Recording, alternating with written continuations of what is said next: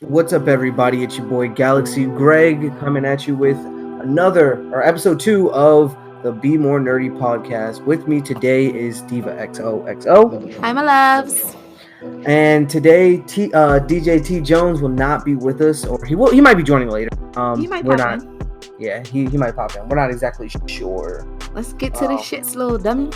Yeah, fuck it. All right, so today's topic is going to be anime protagonists and antagonists, or our favorites in animes. So we're gonna just go right into it.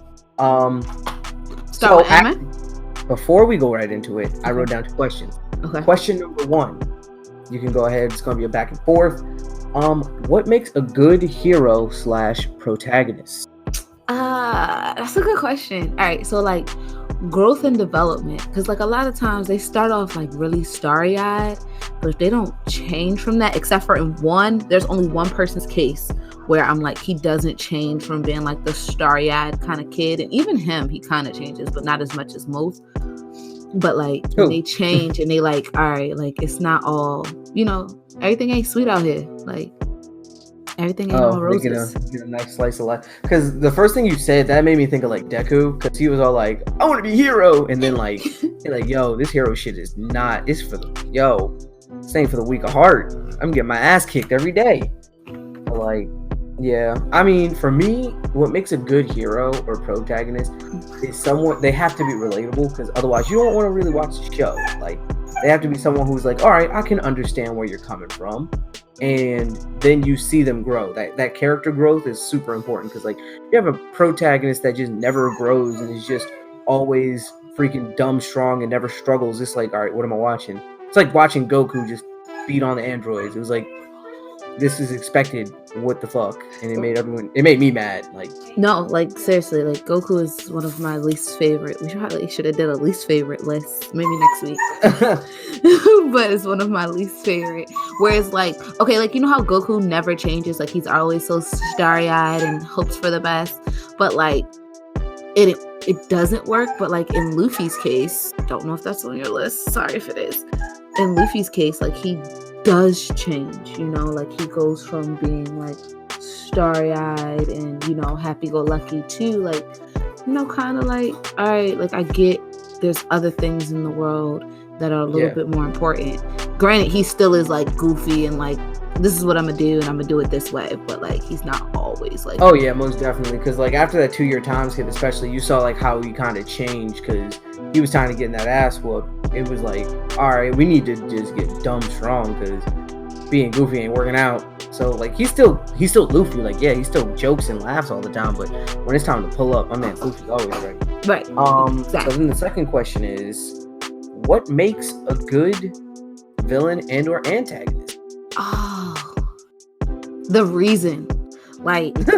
No, really. You're evil. Like the reason you're evil. Like if you're just evil for the sake of being evil, like that's no fun. But like if some effed up stuff happened to you and that's why you're evil, like, oh, I don't want to say it. Is Shigaraki on your list? No, but I knew someone was. I didn't choose anything for my hero because I knew someone would. I knew TJ would probably say something like that. Oh, I hope he doesn't. But you know how Shigaraki, like, if just the right thing would have happened right after, his tragic moment, no spoilers on my part, after his little tragic moment, if the right thing would have happened, if the right person reached out to help him, he would have probably turned out a lot different. He would probably end up being a hero. He would have been a hero. I mean, a tragic hero, but he still would have been a hero. Whereas, like, just one person can just change it. And it's like those kind of stories, not like, oh, I just want to be bad because I can be bad. You mean like Dobby, basically? But well, Dobby has some tragic backstory. He's got something happening with Dobby, but like when your first impression of Dobby, up until the recent chapters, you don't really know that. Yeah. But your first impression of Dobby, it's like, okay, you're evil for the sake of being evil. Like, who cares? But no, Dobby's gonna be interesting. Man, Killian's kirking out there, huh? Can y'all hear him? You can hear him? Just a little bit. He's not loud. Oh, he's like 2 rooms over, but you know how he gets. He'll chill out. Killian's my dog, guys. He's adorable. Yeah. No, it's her child. She just puts him in a crate like a horrible parent. I'm not. But for me, it's not, like you said, the reason, but it's also the relatability to the reason. Like, if I had a black antagonist on a white reader basis, they wouldn't understand, yeah, I'm evil because white society done screwed me over. They'd be like, what did white society do to you, man? Like, but if in like Shigaраki's case, or even in I was gonna actually use an example, like if you're spoilers, if you don't know or don't read the shit, get ahead. We're not supposed to spoil. Look, I gave him a warning. They can go 10 seconds ahead. But basically, like, he killed his parents, and he killed his father and his mother and all of his family, basically. All of his immediate family. He killed them on accident, except for his father, and because of that, he was homeless. And until someone found him and saved him, who was one for all, or all for one.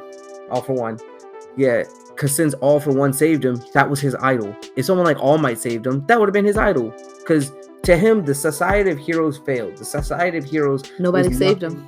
Yeah, nobody saved him. So I would understand, like, if I was in that situation, I'd be pissed too. Especially as a child. So, right. Like, I think it's like the relatability that you have to someone's story. Like, you can say, I can understand why you're doing that. I don't agree with the methods, but I understand what you're doing. So for you, no matter what it is, whether it's your hero, your protagonist, your antagonist, your villain, it's the relatability. That was what like makes if I character. can't even see a little bit of myself in you, like I might not like you as a hero, because like there's definitely some protagonists that I don't like. Like I like the story and shit around them, but I don't like some protagonists just because like I don't relate to you at fucking all. I think I know who your favorite is gonna be, because like in the beginning nobody related to him, and he was probably the worst protagonist in anime history. And right now, even though I don't read it, you know, I watch my review videos like a weirdo, he is killing the game. And I think I know who you're. I'm gonna surprise you because you think really? You know, but I guarantee you. I guarantee it. I just want no judgment, because, you know, I think all of my favorite people are like psychotic. I mean, I don't have a problem with that, because the crazy people are usually the most methodical. All right. But so let's get into our favorite anime characters.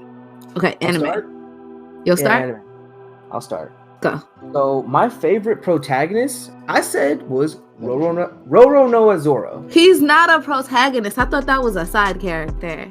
No, he's still a protagonist. He's still a part of the main crew. Yeah, I put Sanji on my side characters list, so now hello. I put him because, look, he's someone I can relate to. That whole, like, I've been saying a quote from him since I was young. Like, when they were, I forgot what arc it was, but when they were going after Chopper, trying to get him from Drum Island. Witch Doctor. Yep. And he didn't wear a shirt like almost the entire time they were there. He was like, my warrior spirit keeps me warm. Like, man's is just all toughness. Like, you're not tough. Shoulder straps and muscle. I relate to him more so because of, like, I guess the warrior's code in my mind. Like, you can push through anything, you can persevere through anything with just that mental strength. Because even when he took Luffy's pain, like, what did he tell Sanji? What happened here? Nothing at all. He was supposed to die, like, and guess what? He didn't, because Zoro's a fucking boss. And so I can relate to that. Because you didn't die? I didn't die and I'm a fucking boss. You damn right. But, I mean, if we had to go with anyone else, I'd say probably Meliodus. Oh, Meliodus is a good one. Because since I can't have a secondary character, my favorite, because Meliodus, he's someone who is very calm and like goofy. So I can relate to the goofiness, you know, when I want to be. But in terms of just seriousness, like when it's time to pull up, he was always ready. That's what made him my favorite. And then the fact that, like, in the beginning, you don't know anything about why.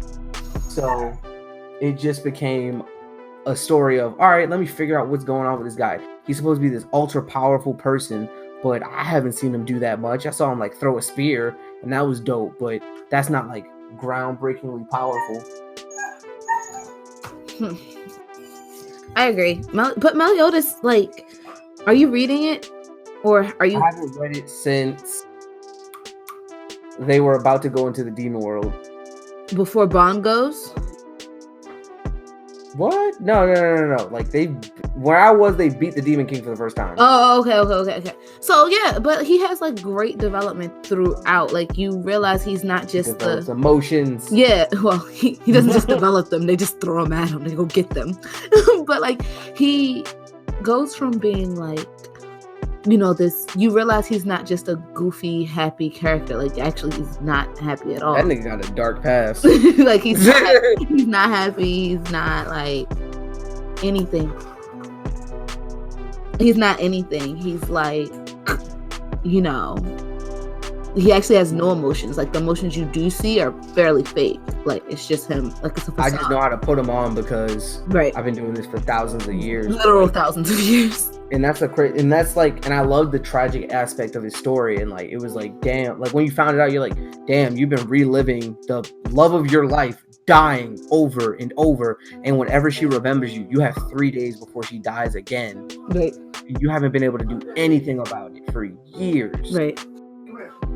I also think it's a little weird that he raised her and was like definitely planning on fucking her, because like that's weird. What the hell? That's so weird. But it's her reincarnation, so it was destined to happen. So what? Still weird. Yeah, definitely weird. Hold on. Okay, so on to my favorite. Go ahead. So I had it was hard pick for my favorite hero, because I don't typically like a lot of the heroes. Like, I mean, they're all cool or whatever, but I tried to like pick like a main character for like my hero, and then I picked a side character as like my other favorite. So like, but I wasn't sure.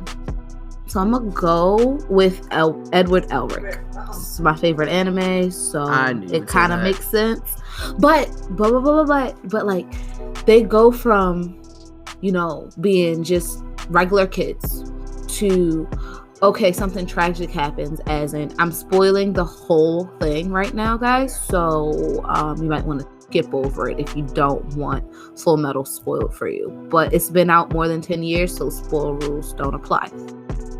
Hey, yo. It's been out for forever. Like, if you haven't seen it yet, you're lost. Like, you actually lost. So, start out as starry-eyed kids. They lose their mom. Then they're like, okay, we have to figure out a way to maybe bring her back, which already is wrong. And like, they're taught like you should never do it. But I mean, you know, when you're a kid and you lose your mom and you think that you have the ability or the power to bring it back, that's what you're going to do. And like, you just see them grow from like being little kids and like just that idea. And even like after that, it's like, okay, yeah, it didn't work this way, but maybe we can make it work another way, and learning like it's actually not possible. You should never do anything like that. Like, and it's like one of the forbidden alchemy things. Right. It's forbidden, and why it's forbidden. And then just like them realizing like, okay, we have to grow up. Like, not people die, but like our mom is gone and there's nothing we can do about it, and learning to accept that, and then try to fix all the other mistakes they made, you know, trying to make that happen. You know, they become like real adults. They didn't learn that their mom was staying dead for a while. But that's the thing, like, because, you know, alchemy is the main thing, the main power that the show revolves around. Right. Equivalent exchange, and you know, Ed talks about it all the freaking time. But what is an equivalent exchange? And that's the big question, like, of the series. What's the equivalent exchange of a human soul? Like, what else? Yeah. What can equal a human soul other than like not another one? That doesn't add up. Like, there's nothing that can. I mean, it's deep. Like, when you think about it. And just watching him and his brother like go from like little kids to like to understanding, one, we can't do this, or maybe we can't even, and then understanding maybe we can't even fix the mistakes we made to ourselves. Like, I might not be able to get my brother's body back. I may not be able to fix my own body. Like, those kind of realizations. It's real. Like, yeah, because that was like that's literally the main premise of the show. And as they go on, like, learn about philosopher's stones and all, like, he tells you all the time, like, and I think it was like the first episode, he was like, the human body is made of this percentage of this percentage of this percentage of this. Mm-hmm. We did that exactly to the milligram, and we fucked up. And it was like, and they were just looking at him like, whoa, is that how you lost your leg? He's like, basically. Yeah. And my brother lost his entire body doing it. So does that mean like Alphonse is only? Because when homie tried to bring his mom back, he lost his leg, and Alphonse lost his body. But he brought his brother's soul back with just an arm. In theory, he should have lost a lot more. I was saying that shit. What was I saying? Oh, I was saying that shouldn't technically Alphonse be worth more than just an arm? Because I mean, yes, but you kind of answer. They kind of answer the question. Alphonse's child soul was worth an arm. Yeah. Well, not just the soul, not the rest of them though. Like you're missing. Literally, you just have the soul. You don't have the body. Or well, if they each gave up an arm, they wouldn't be in this predicament. Maybe. But nope, they wanted to be greedy and keep their arms. Well, you need an arm to do alchemy, at least one. Unless you're fucking Mustang, my boy. Love he that has man. one hand too. He snaps. Yeah, you only need one. Or Scar. So, yeah, Scar too. So my favorite protagonist. Oh wait! I forgot my backup. My side character. My favorite side character go is ahead. Bond. Bond. Yeah, I like Bond too. Even though he's kind of a shitty friend. He is, but he has a reason. Like, and then not only the love of my life died, and I have immortality. Ooh, world sucks. Yeah, but he doesn't. And he feels like he's the only one who's going through that until he learns. Like, no, not only am I not the only one. That my best friend has watched the love of his life die 87 times? Or 83rd or 80? It was like 87 times. She was like the 87th incarnation or something crazy like that. And he's like, wow, like I really am a shitty friend. All I was caring about me and my problems, and I need to care about, everybody else's. And then, he gets a power up once he stops being so selfish. So and then he watches his best friend die. Right. Then he has to watch his. Because I read that chapter. See it, I was in tears. I didn't cry, but I was in metaphorical tears. It hurt so much to watch. He's like, "No, I just got him back. Come on, man." Right. And he was giving it his all too. Like you could see how hard he was trying not to let him die. I love Bond. And then the worst part about it was afterwards, they didn't even give a fuck about him being there. They're like, "Well, Meliodus is dead. Let's bounce." Yeah, he really tried with all of his might to not let Meliodus. He tried with all of their might. Right, because he was still in their strength, and it still wasn't working. But well, there's a limit to how much his body can hold. Yeah. All right, so my favorite antagonist. I'm basic for this one, but I don't care. Madara Uchiha. It's actually a good pick though. Madara, it should have ended with Madara. Who needed Kagura? We didn't need it. We didn't need it. It made sense. So what it was for me was the fact that Madara was so methodical. He played the first Hokage. He played the Leaf Village. So what I was saying, back to what I was saying, he played everybody. He was methodical about it. He played his own death. And then after orchestrating all these catastrophic events throughout the entire plot line, he ended up being all the badass you thought he was. All of it. He was hyped up. He was talked about. And then he was just sitting in the desert and they pulled up like, "This Madara Uchiha, we gotta fight him." And he just proceeded to just beat everybody's ass. With taijutsu. Effortlessly. With taijutsu. He beat the whole army without using not one ninjutsu, not a genjutsu, just regular fighting for people who don't know what that is. Hands, just them, all these hands. Get these hands. That's it. 21 Savage said, "Niggas don't want to fight no more. I will beat someone the fuck up." Yo, that's what he did. And it was just seeing that hype and then seeing him become even more powerful, even though his reasoning was literally just to rule the world and fight his best friend once again. But just seeing all that is crazy, and it just furthers my opinion of the Uchiha because they all suck in my opinion. But the fact of the matter is, the Uchiha are literally just emotional people who gain power from being emotional. They just, I don't know, always on their period. Yeah. Why do you think their eyes are red? That's their period. Their eyes are. Yeah. But no, he really did. And even, but it's not just, but it's also not out of nowhere that he wants to rule the world. There's understanding. There was this, he grew up in war, saw nothing but his whole family die. And he just wanted all that to be over, and like he felt like he could do it best. Like, I can fix all of this the best in my way or the highway. Yep. Yeah, especially because like you saw your family die, your best friend's family live, and then after losing a war, niggas still don't like you. You ain't even do shit. And niggas are just like, and then his brother wants to high key exterminate you niggas. Like, yo, what the, like, I would feel bad too. Like, once again, that's that relatable factor. It's like, yo, what the fuck? I ain't even do shit no more. I've been chilling. I surrendered. I'm chilling. I'm being a helpful member in society, and y'all niggas just hate me. Right. So that's my favorite anime. Okay, so I'm not gonna be cliche and pick somebody from my favorite anime again. I'm gonna pick Sosuke Aizen. That is your favorite anime still. What do you mean? It's in my top, but it's not my favorite. I was gonna say Wrath. Wrath? Yeah. From what? Full Metal. Oh, from yo, I would have took Wrath, King Bradley. Wrath, but it's like King Bradley, but Aizen did it better because, yeah, Wrath like hid under the radar forever, like until it was time to come out. But Aizen did it so much better. Not only did he fake his death, he got it blamed on somebody who like wasn't even there. Like, I mean, granted, they like took advantage of it, but like it didn't make sense that they were the ones to kill him. And of course, we knew that, but it didn't add up. Then he took over Hueco Mundo. He took it over. He took over a whole kingdom by his lonesome. Then came back and started a whole war and probably would have won. Like, he most likely would have won that war. But they're like, oh, the Hogyoku. And he wanted to get defeated. So that's why he was defeated. Nah, like, and plot armor. We're going to give it to plot armor to why he was defeated. Because there's no way he should have lost. And then on top of all that, okay, he lost, and then, like, if you read it, you find out he's still boss. They got him locked in a chair, cutting off more than 50% of his power, and he still is able to, like, hold his own against everybody else.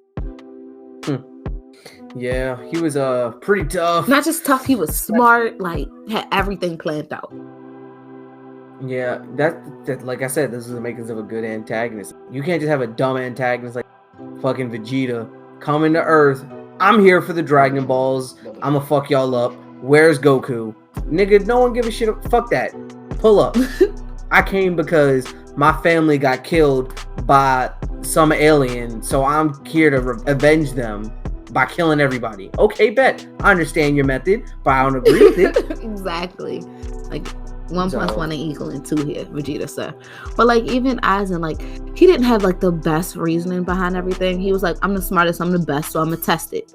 Like, I guess, but just the way he went about it, it was just like, if he didn't want to get caught, he wouldn't have never gotten caught. Like, right? Actually, he didn't. He showed up and was like, all right, so I did it all. What's good?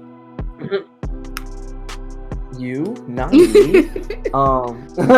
Because that actually sounds like my D&D character in one back like sophomore year ish, because we played it in the dorms, and like he was exiled for like theft, and he was someone who had a lot of pride, so he was exiled from his village for theft. But he was like, bet y'all think I'm a thief? Let me show you what a real thief is. So that's his backstory. And he just stole everything. He's a tough ass thief. All right, so now we're gonna move on to my personal favorite, DC. Oh, DC is my favorite. I'm so happy you wanted to do DC first, because Marvel was hard. I couldn't think of a villain. Marvel was actually hard. I couldn't think of villains, so Marvel, I had to think of like. Suck. That's why. You could quote me on it. Sorry, Marvel. You guys suck dick at making villains. Heroes are great. Don't get me wrong. Your heroes are excellent. Villains? But your villains, fucking trash. I hope we don't have the same villain.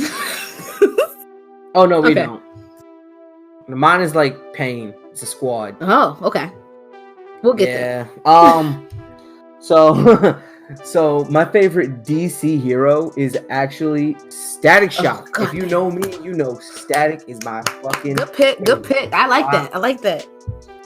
Why? Because he was actually, fun fact, he was actually never a part of the DC universe. He's a part of what's known as the Dakotaverse, which is like a sub area which is not owned by DC, but they purchased license to use things like Static Shock. So that's why his show got canceled and he wasn't in Young Justice as long and all that, because they keep them alive. Heroes like Icon, I think Jubilee is her name. I don't know Jubilee. Jubilee is Marvel. It's not Jubilee. It's something like that though. Icon. What's the chick from Young Justice? One that had all the colors of her emotions were her powers. Oh, what's her name? I know it. I can't tell you. Look, Google. LMAO. Keep going. I'll tell you in a second. But she's actually from the Dakotaverse too. And yeah, and those characters are actually licensed out to keep that company oftentimes so that they have enough money to, keep it going, because they don't want to sell them to DC. And I don't know why, because please do it. I want a Static Shock movie. I want a Static Shock show. Let me get some merch. Please. Because look, his show gave him such a good message. His it had messages for Black people, white people. Halo. Yes, Halo. That's her name. His show had messages if you were Black, if you were white, if you were young, if you were old, if you were a thug, if you were a nerd. Because he was around all of those people. His best friend's dad was fucking racist. Like, it don't get no better than that. Like your best friend. It's literally your best friend. And the best part was he had amazing characters.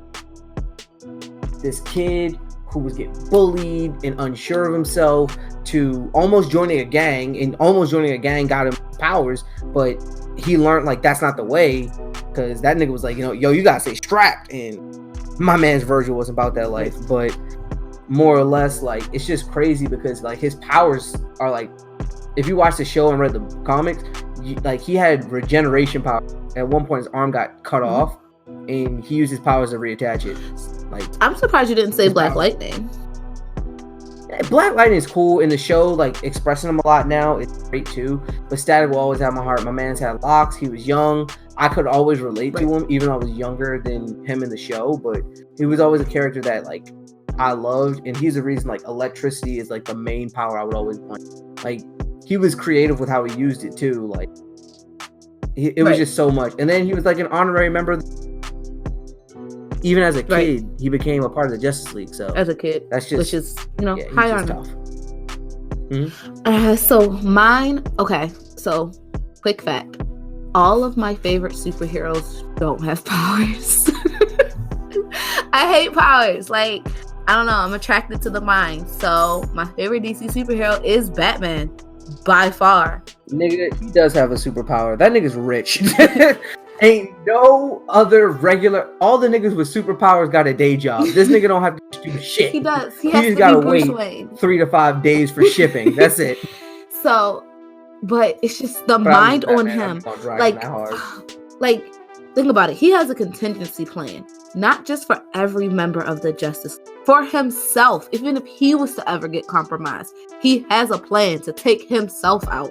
Who? If you haven't seen the movie, see Justice League. What is it? Shit, what's the movie called? Justice League Doom? It is Doom.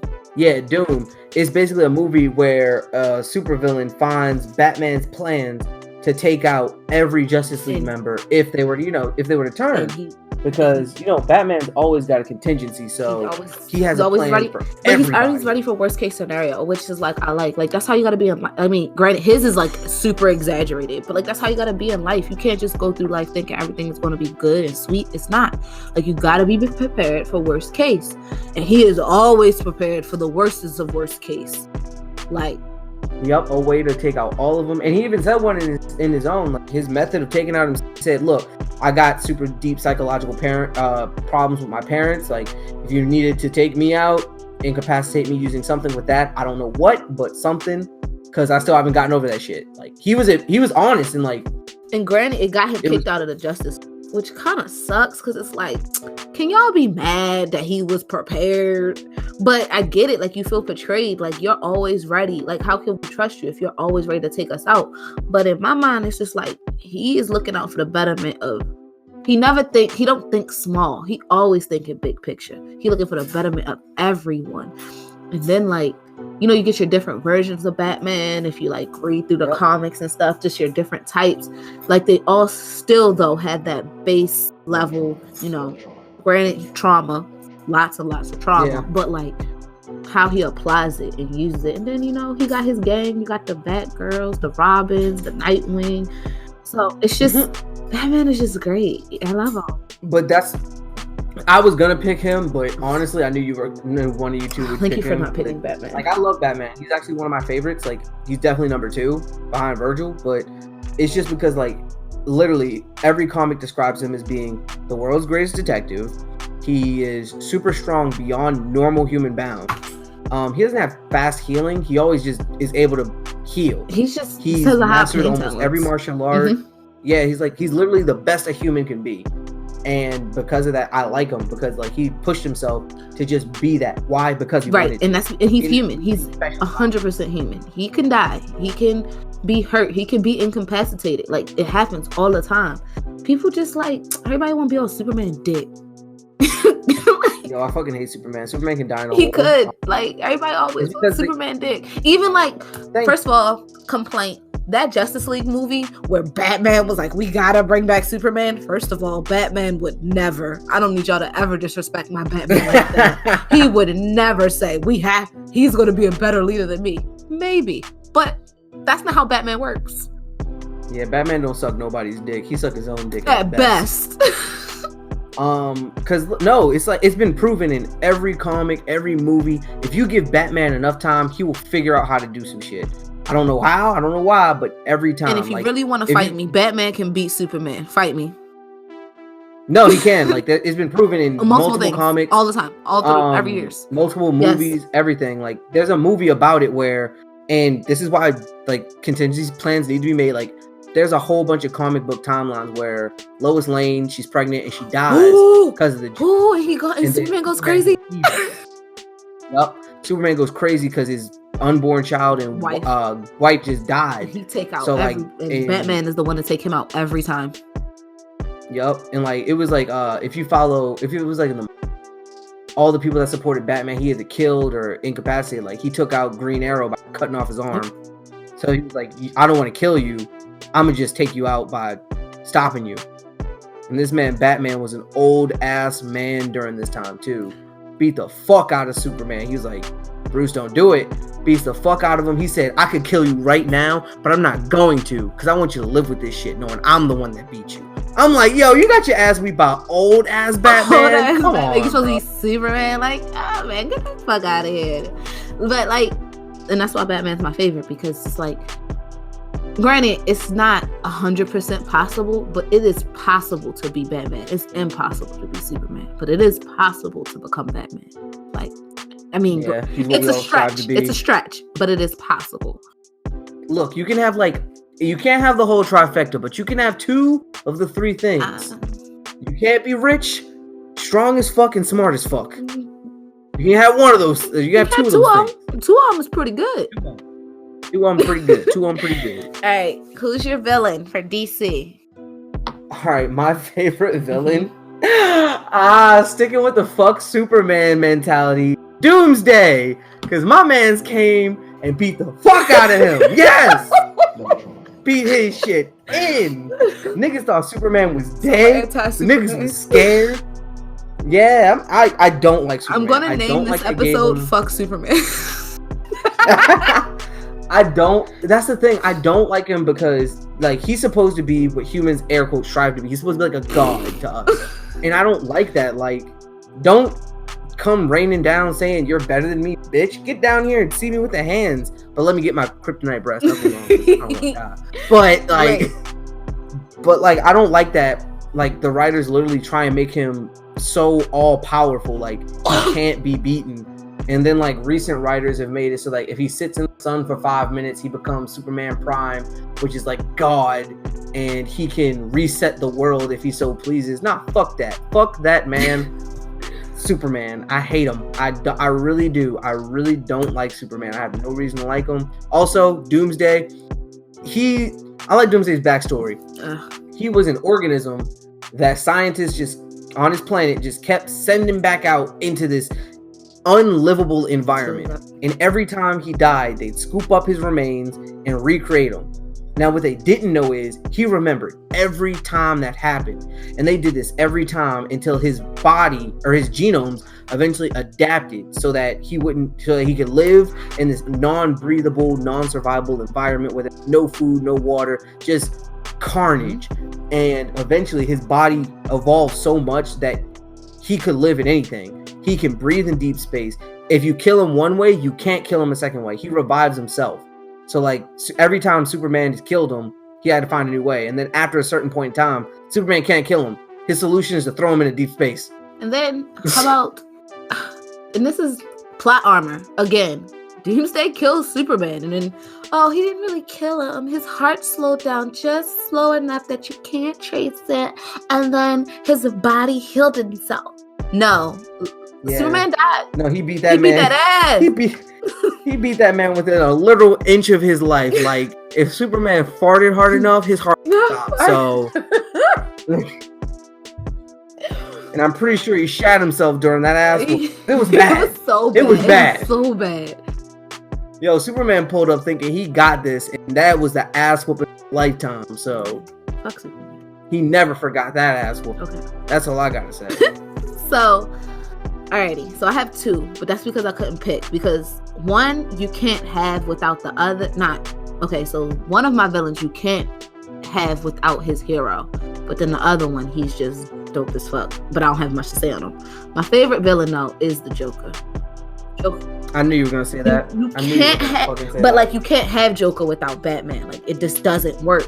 Like, if he was anywhere else, it's just like, all right, who this doofy, nigga. But like, Joker, he is the perfect villain. Like, and then every movie on the Joker has been good, except for Suicide Squad. But Suicide Squad is a shitty movie, so nobody can think about it. So don't even think about that Joker. But every Joker, that was the worst Joker to date. Even though the Joker is different in a lot of, like, in every, like, kind of Batman, it's always good. Like, I've never seen but like, the Joker is always good. He's always got that core crazy, but it's like, it's driven from a place. And then his backstory, I mean, if we ever really know his backstory, because, there's no, like, real backstory. But even the real one's the comic book one. Come on, don't play yourself. I mean, they even say that one is like, maybe it is, maybe it isn't. You heard it from the Joker, so it's true. Technically, it all depends on what timeline that you're in. If also we're gonna be, but let's not get complicated. But look, my favorite one is the one Red Hood, where he was poor. The Red Hood, where he was a Red Hood, helped up, and his wife got in a car accident. His pregnant wife, got into a car accident right before he did a job for fell in a vat of acid, and like, he just literally went insane after that. He was broke. He was a failing comedian, and he snapped out. And just snapped. He lost everything in one night. My actual favorite Joker is from the timeline where, instead of his parents dying, Bruce Wayne dies. And so in Flashpoint. Yeah, so Martha's the Joker, and what is his fucking father's name? Why can't I think of it? Thomas. Isn't it? Thomas Wayne is Batman, and like, that dynamic is sick. It's so sick, but it's so good. Like, it's a grieving mother and a grieving father, and their ways of how they go about, like, grieving for their son, and so good. It's so good.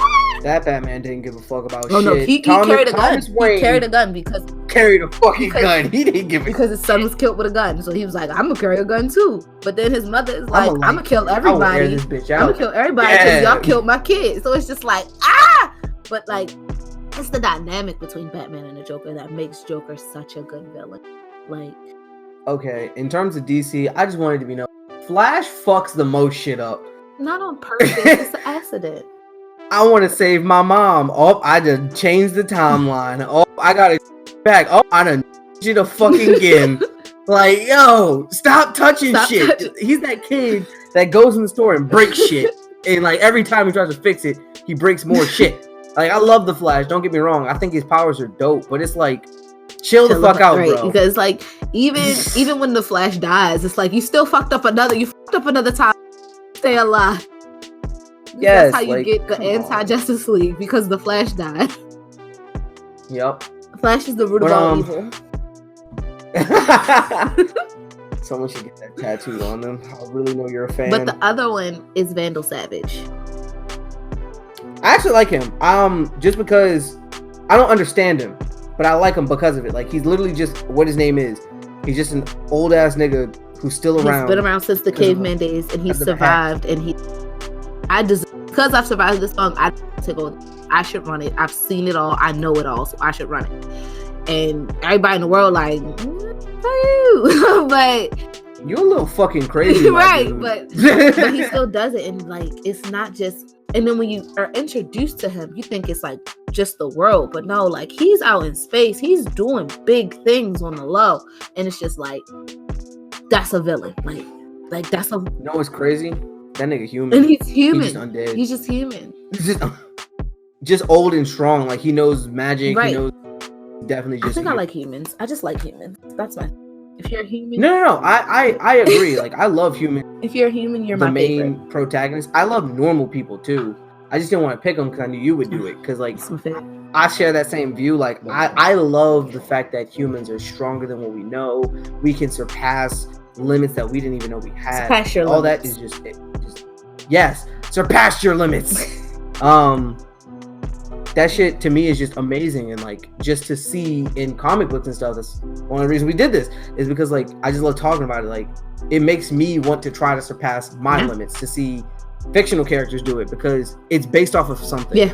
Like there are people that can lift 600 pounds. There are people that can run as fast as a car. Like these things can happen, but everyone's within their limitations. So alrighty, on to our least favorite. Okay. Marvel. Okay, the shit that's slightly below Superman. Nope. Marvel's definitely above Superman. Marvel's above Superman. I'm not gonna hold you. Is Superman like our Superman. Boruto tier? Yes, Superman is my Boruto. Superman and Boruto can go die in a fucking trash fire. I wanted to get back into it, but I stopped, and I could never mind. Next time. We'll talk about it later. I'm literally just gonna watch the fights. People gonna be like, oh, it's a dope fight. You should watch the show. I'll watch the fights, and that's it. Okay, so for Marvel, this is obvious. Simple, this is basic, but it's the truth. Favorite superhero is Spider-Man. Oh, good, thank God. I thought you was gonna go with mine. Good pick, though.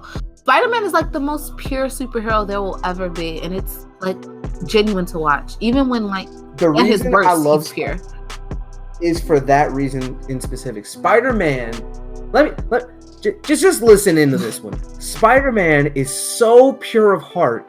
He can't wield Mjolnir. Yeah. Let me say that again. He's so pure of heart. He can't wield a hammer, in which you have to be pure of heart to use. The reason being, Mjolnir is a weapon meant to kill people, and since Spider-Man would never kill anybody, Mjolnir says, no, you can't use me, even though you're perfect. You're too perfect. Yeah, like, I mean, he did accidentally kill, like, one person, his girlfriend, but that's besides the point. It was an accident. He was saving her, and she snapped her neck. He didn't save shit. He broke the fuck out her neck. I don't know why he thought that would work. Like, she was gonna get whiplash. Like, it was bound. Look, it works for every other situation. That was just the one. But I like him because with great power comes great responsibility. That's something that stuck with me. If you're a strong person and a leader, you have to be responsible with that energy. Like, you can't just go flaunting your nuts everywhere. Like, you gotta be reasonable. Mm-hmm. Like, and Spider-Man's always been someone who's to the point. He's goofy, and the jokes he has, every Spider-Man show, movie, game, they never fail with the jokes. And I don't know who writes them, but you need to be a stand-up comedian, because I will listen and I will love you, pay for everything. I don't care. You're great. But that's the thing. Like, look at how many different Spider-Man movies we have. We have 3 Spider-Man movie franchises. I think it's like 4 different types of shows. Countless shows. Animated. And the shows have been going on for years. The Spider-Man was one of the first superheroes to have a show. And then now, like, probably could release a show tomorrow and people would be into it. Like, and it would still be good no matter like what direction they go into. Like, and then Spider-Man has range. Like, he can be a high schooler, he can be a college student, he can be an adult. Like, he has that range where it's like you see different points of his life, which just makes him more relatable. Like, I mean, I was a nerdy high schooler. Nobody knew I was a nerd, but like, I mean, the best part about him, one of the best parts about him to me, or the funniest parts about him to me, is that people look at him as a nerd, but I don't know if you know this, but Spider-Man's had the most girlfriends out of any superhero, other than like Tony Stark and Batman. Because like, those two are Spider-Man lays hoes. pipe. Oh, maybe that's why they're my hoes. Yeah, but Spider-Man like lays fucking pipe. Like he's had wives, several girlfriends. I mean, they all kind of die one way or another. Like there's a timeline where he accidentally kills his wife because the spider bite made his sperm radioactive. So that was crazy. I did not know that, but TMI yeah, kind he gives her super cancer and she dies. Okay, Deadpool. Look, the lesson is pull out every time. Okay. So you mentioned him. He's still my favorite. He's my Marvel Batman. He is my Marvel Batman. Billionaires. Tony Stark. Yes, sir. I mean, but Tony Stark, like outside of like the movie franchise, like his show in the comics, like Tony Stark is a deep character. He's been an alcoholic. There's been 2 Civil Wars. A lot of people don't know about the second 2 Civil Wars and he's okay. I'm about to like blow people's mind. How Endgame ended, and I believe it wholeheartedly. Wait, you're cutting out a lot. I don't know if you need to move closer or something, but I heard you say how Endgame ended. Was, in my opinion, kind of wrong because Steve Rogers was supposed to die on the court steps when he got turned in by Tony Stark, because he was supposed to die in Civil War. Civil War was when he was supposed to die, but he didn't get turned in Civil War. Yeah, but it's just like things like that developed Tony, because it was Tony's fault technically because of the Civil War, and it's just stuff like that, and he had to live with it, and it affected the next Civil War that happened. Like he didn't want to do it again because he's like, I lost my best friend because of this. Because of what? Because we couldn't agree on something. So it's like stuff like that you see, like how, you know, even though Tony is Tony and he's always like the leader, the boss, like he really is just a man at the end of the day. He has real issues, real problems, real feelings. Yeah, there's definitely the definite thing that I liked about Tony Stark. He went from being a selfish guy who's just a billionaire and didn't care about shit to becoming humble. Like each time something tragic happened to him, it humbled the fuck out more of him. And more. And like more and more, like to the point where he was like in the movies it kind of shows it. If you watch the first movie then the last movie, it shows it plainly. But as you watch it progressively, you still think he's a dick. But if you don't notice, like his actions went from I'm a superhero, I'm gonna protect people, to yo, I need to find the best way to protect not only the people but other heroes. Like I need to protect everybody. Well, that was the problem. Next big threat. That was the issue with Ultron. That was the issue in Civil War. It's like he's trying, and that's the best part of it. He's trying to develop, but keeps falling into old ways because a lot of it comes out of selfishness. It's like, I'm the only one who can do this. I'm the only one who can put everybody in this position to be great. And it's like, no, you don't have to, you don't have to bear it all on yourself. Like, you can spread it out and they're going to help you. But it's like watching that development and watching him learn that over time is beautiful. Like, even in the movies, like, you see it because you watch it in Endgame where he's like, I don't want help. I don't want to help. I just want to live my life. I got my kid. I got my wife. I lucked up and I'm going to take that luck and I'm going to sit in it. And then he's like, no, I can't be like that. Like, I know better now. Like, I can't. I got to help. Yeah. So. Like, it is also just that factor of, like, I guess that's his hubris. He wants to protect everybody. Like, and he can't be selfish. And that's the makings of a true hero. Like, I think they said in My Hero Academia, he's like he was like, a hero's someone who pokes his head into someone else's business so he can protect them. Yeah. And that's what Tony does. Like, a lot of the time he's saying, I need to be prepared for the next big thing so that nobody has to hurt. Yeah. Because I have the since I have the power to, I have to use it. Yeah. When in reality, sometimes just not power would just save more lives. Yeah, if you just sit down and relax. Relax. You need to chill, brother. Okay, now we can move. Oh, I'm villain. Favorite villain. Yeah. So, this one I had to think about. No, I had to Google Marvel villains. Marvel's I had to Google Marvel villains. they're simple. Like Magneto's simple. A lot of them have. That's my pick. That's your favorite. So he's just simple. Like his reasoning makes sense, but the way he goes about it, he was smart, but he could have did so much more. He could have did so much. Literally, more. Your power is fucking magnetism. You could just stop the world and kill everyone. I don't know. That's not how he wanted to do it. But he's just supposed to be the perfect opposite of Xavier, where their goal is similar, like so similar, it's almost the same. But how they go about the goal is what makes him a villain versus kind of, well, I don't know. Xavier could be put in the villain category if you ask me myself, but that's another talk. Look, he did a lot of crazy shit, but he thought it was for the good of the world. But mine are the Sentinels. Huh? Good pick though. And I say the Sentinels because, it's the same reason I didn't want to pick Magneto. Like, good, but it felt too simple. Their reasoning was simple, but it felt good. Like, their reason for existing was to control the spread of the X gene. Basically, in the Marvel universe, some people have the X gene, which gives them special powers, like Wolverine, Magneto, all of them. So their goal was to be able to target people who have the potential gene, and they basically had a prediction. They were able to predict when your child would eventually get the gene, because a lot of people had it, but it was just dormant. So they were able to predict it so far down the line, like, hey, this person 50 kids down the line is going to give someone the X gene. I should kill them now. And they literally ended up ending the world and killing off every human because at some point in time, everybody would have superpowers. So it just became a factor of, when is this thing going to kill you? And the best part about them was they were made from Rogue's DNA. So they were able to morph and adapt to whatever power was fighting them. And their AI was so intelligent that they would comprehend everything you're doing in a battle, learn, and be able to kill you in the next couple minutes. Like, there was one scene I read in a comic. It was when they were fighting Colossus and Kitty. They were fighting together, and they knocked out Kitty, and she was laying on the ground in some rubble out because she was unconscious. And Kitty's powers are phase through stuff. Colossus, covers himself in metal if you've ever seen him. And they grabbed Colossus they couldn't break through his metal. They couldn't adapt to it. So they grabbed Colossus by his face and they threw him at Kitty. Now, Colossus, when he's in his metal form, is heavy as hell. They knew that he would crush Kitty if he didn't turn human. And when he turned human so that he wouldn't crush Kitty, they stabbed them both.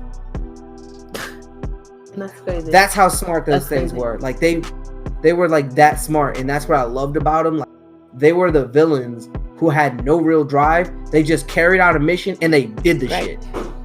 The only reason they were able to save it is because Logan being able to go back in time and stop shit. But but that's the crazy thing. Like look at the extreme that had to happen for them to stop. Like, I mean, they destroyed the world. I had to literally go back in time and stop and do some shit you're not supposed to do. I had to touch some shit. What you're not supposed to do whenever you time travel, don't touch anything. Nigga, don't time travel. No, what? Time travel forward, not backwards. You can't fuck anything up if you go forward. True. You're right. So, like I said, it's Magneto. But, I mean, Magneto's backstory, they found out he was a mutant and they tried to bring it out of him by killing his mom because they just knew it worked, by using tragedy. It was one way. And then... Oh, so he's an Uchiha. Basically, Magneto is a Uchiha. Uchiha Magneto. Magneto Uchiha confirmed. And he just never got over it. I mean, that's tragic. Like, you watched your mom die just because you have powers. So sorry if my background's kind of loud. I'm in a house full of people. Last time I do this. Next time I will record only at my house. Instead of your parents' You should just record it in the basement. That's what I would have did. I wouldn't have went in the... I'm in the dining room. It's crazy.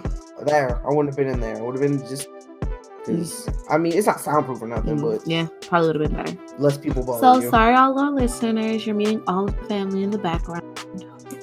But yeah. So, Magneto is just like I said before, he is opposite. Like, his way of going about how to... not get basically equality for mutants is basically saying mutants are going to run the world better than you. Technically true. but it's not the way to go about it. Like, Xavier wants more of a peaceful option. He's like, no.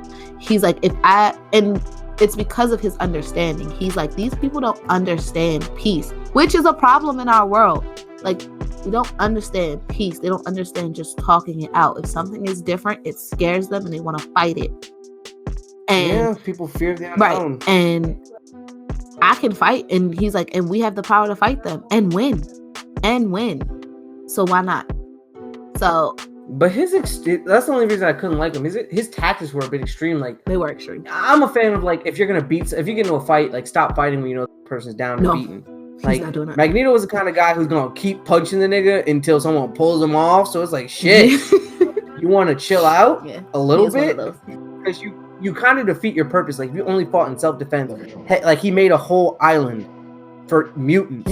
Genovia. Yeah, Genovia. That is Princess Iris.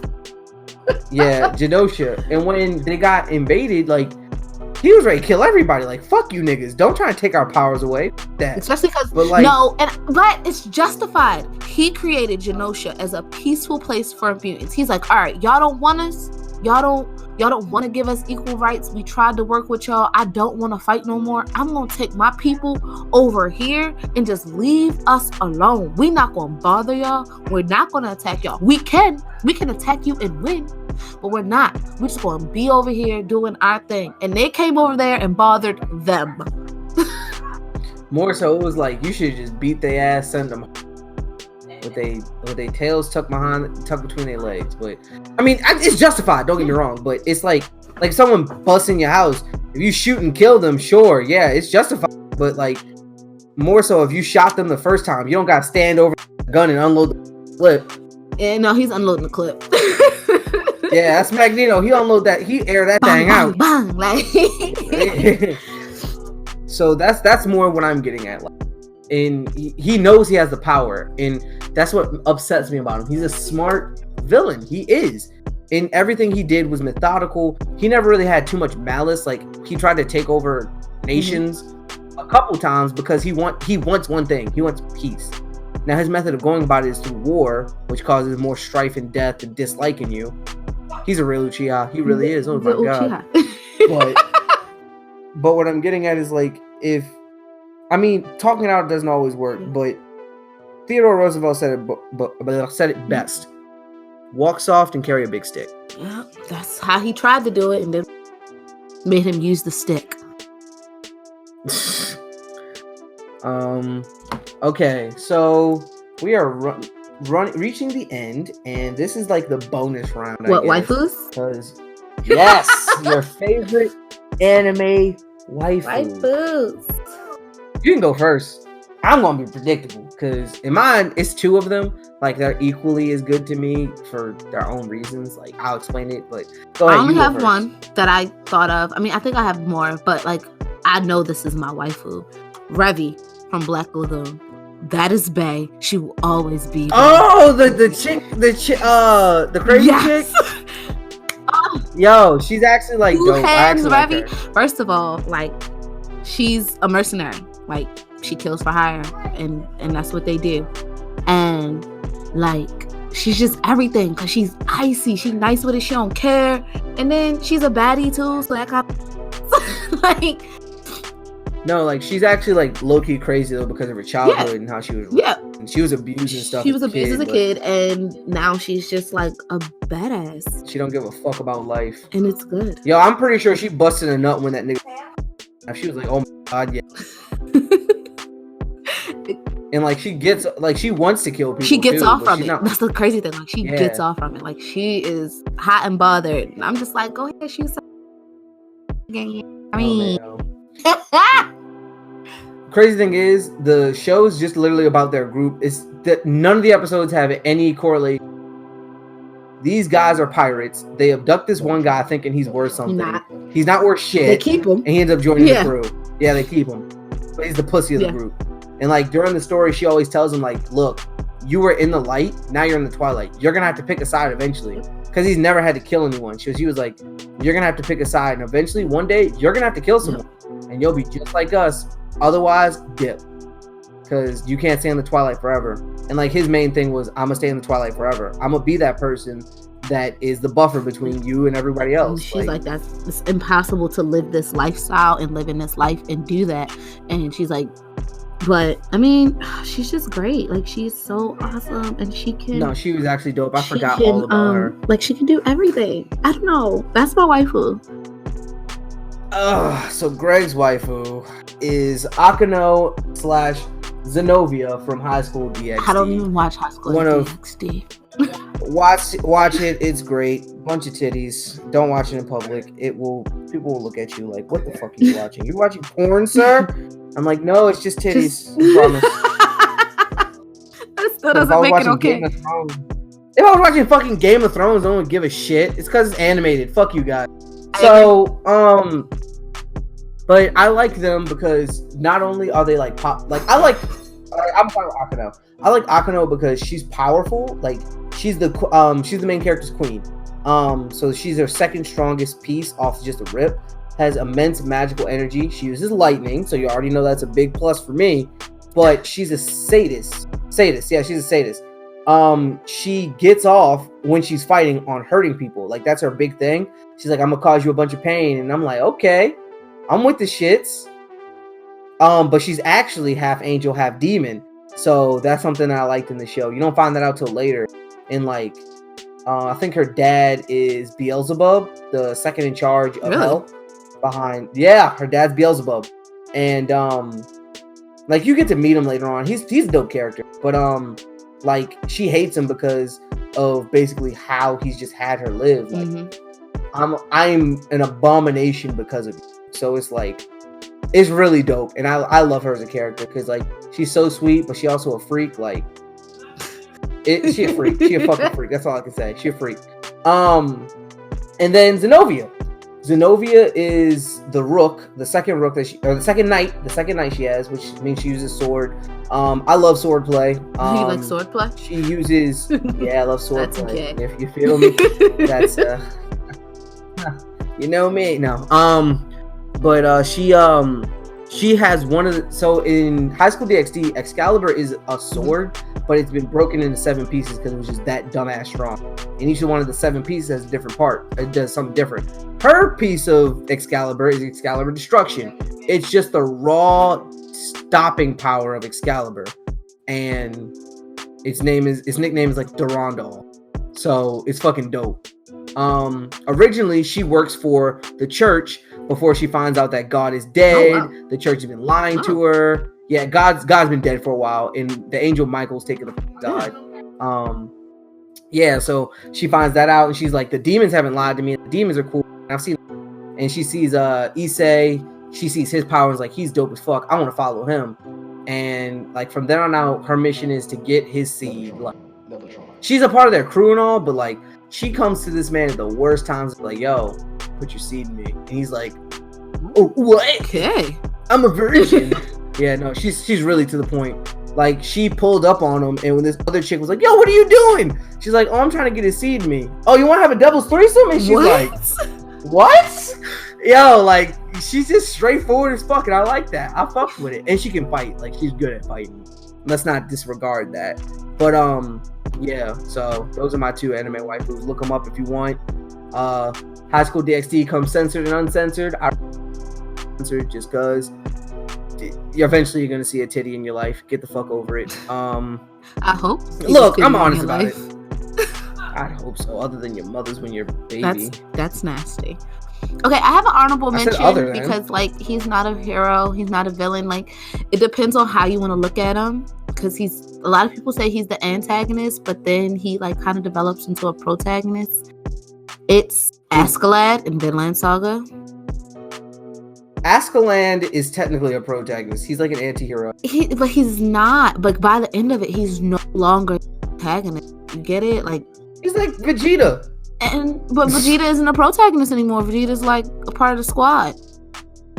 That means he's a protagonist. Not anymore. He was an antagonist. I mean, but that's how Askeladd is. Like he develops into a protagonist. Like, oh, he's so good. So Vinland Saga, I talked about. That man's still a dick. He's not a dick. Yo. He lost the duel. He knew he lost. And then was like, bet, we'll let your kid go. And then proceeds to kill him. Okay. Fucking dick. Okay, yes, in the beginning. But he had a reason. He hated Vikings. Like, did you see his dad? His dad wasn't shit. Like, what did you want from him? His dad didn't claim him. Like, he was a bastard child. Ascalon means son of Ash. But it's not just that. It's also like just his development and how his development is gonna make, you know, Thorfinn like the best character ever. Like after this, which is gonna be like, I mean, he's starting to grow on him, as you can see. Cause yeah, he like, I don't listen to you, but he'll be like, I gotta listen to right, this nigga. because Shit. he knows what he's talking about, and he acts like he doesn't have a heart, and in a lot of ways he doesn't, but he does, and you see it kind of shine through in little things that he does. Like, he's looking out for the people he cares about. It may not be the same people who everybody else cares about, but he's looking out for his. You can't be mad about that. He's literally just looking out for his. That's his entire character. No. Look, I've been doing this shit for a long time. I have a to make the world a good place and have my people on top. Bet right. That. And he literally tells like the prince, I'll be your weapon. Like, I killed your mans if you want to. If not, I'm gonna be the best bodyguard you ever had. Right. So it's like I can't even be mad. I can't. Like, he's an honorable mention because he falls in that gray area. Like, he is very gray. Like, even because a lot of like, yes, he starts off as a serious protagonist. I mean, he kills Yo's dad like in front of him, and then says, all right, like, if you can beat me in a duel, then you can have your revenge. And of course, like, you learn Ascalon is a boss. He's never gonna beat him in a fair fight. Like, he almost did the first time. He had to play dirty, fucking win. Let's be honest. But that's the reason. Like, he's got so much. He has so much fighting experience. Yeah. When Ascalon lost his fucking cool, he cut a nigga in half in one. Yes. So. Yes. Like, but it's more so like he always was trying to keep his right, cool. Because a lot of times when he does fight, he's fighting, you know, on cool terms. Like, he's mellow, he's cool, but then he, like, you know, once don't let him let loose, because he can and he will, and y'all not about to win. Except for Thor's. If he made that shield, he'd be able to take out that whole squad that was like surrounding him. He would have been good. Except for Thor's. Thor's is a different story, but Thor's is that nigga. Thor's was a different beast. He knocked out Thorkel. Thorkel's a fucking giant. Everybody's scared of Thorkel. Not only did he knock him out, Ascalon was scared of Thorkel. He knocked him out. He fought 30 dudes and didn't kill not one. He just moved them out of his way, really, with no weapon. He's like the Madara of Vinland Saga. Yeah, but that's the plot. Niggas that are super strong just die because of plot. Hate it. Nah. Gotta hate Boo. it. But I'm still, you know, I still like it. I still need to finish like the last 2 episodes, I think. But that's it. But everything. That's everything on my list. I mean, next I did week, Disney, but you're not sure what we're talking about yet. Well, I think we decided on doing like dislikes, like animes that we dropped, characters that we hate. Shit animes and shitty characters. Let's just say right now, Superman's on that damn list. Just be ready to hear shit on Superman some more, guys. Yeah, if you like Superman. I feel like it's a good way. I feel like everything we're saying is just for you guys to get to know us, like favorite animes, favorite characters, stuff we don't like. Like, that's that shit I don't like. I think I might. Bang bang. Like, welcome to the podcast. Like, this is our welcome. Get to know us. We're trying to get to know you. So just make sure you comment, like, subscribe on Spotify, iTunes. Yeah, YouTube. Definitely. Make sure and comment. Make sure to follow us. Oh shit! Make sure to follow us on Spotify. Give this podcast 5 stars on Apple Music please. So that we move up in the algorithm. And when I post these on YouTube, make sure to like, subscribe, and definitely share them for all your anime and weeb friends. Yeah. Also, if you can, comment down low. Who's your favorite antagonist and protagonist of the respective anime, DC, and Marvel? And who's your waifu? Because everybody's got one. Let us know. We'll talk about it on the next pod, of course. And just, we want you guys involved. Send us topics you want to hear us talk about. If you want to be a guest too, let us know. We'll have you on. We'll talk to you about stuff. And shit. Definitely. If you want to be a guest, definitely come and let us know. We're all just send us a message. Let them know your tags again. Let them know where you. Oh yeah, you guys can find me on IG at Ga1axygr3g, spelled Ga1axygr3g. That is my IG, Twitter, and Instagram. If you want to, IG, Twitter, Instagram, and YouTube. I said Instagram twice. That's why I was freaking. It's fine. So make sure you follow me on those if you want to, get the latest and greatest updates. Also, you can follow me on Twitch. I stream. Oh Jesus, Killian's getting loud. I also stream sometimes during the week, especially with this going on. I might not be streaming too much this week because of finals, but definitely there's videos up currently that you can go watch. That name is also Ga1axygr3g. Go and check that out. Give me some feedback. Let me know what you want to see. Bente, go ahead and give us your handle. Okay, so before I give my handles, the podcast handles, so Bmore Nerdy on Twitter and Instagram. Make sure you follow us there. One word or space. Yeah, one word, no spaces. That's where you'll get updates about us. I'll be posting some get to know your hosts, which is me, Diva XOXO, Ga1axygr3g and DJ Tjones. So even though he's not here today with us, but he'll be back. So we'll just, update you with that stuff there. And I'd love to retweet you guys, follow you guys, share your stuff. And then my handles, I only have Instagram. Sorry, guys. But you can follow me on Instagram at always the diva. It's an underscore between every word. So always _the _diva on Instagram. And I look forward to hearing from you guys. All right, and with that, I'm gonna say my close. I'm Ga1axygr3g and space awaits. Peace out, you guys.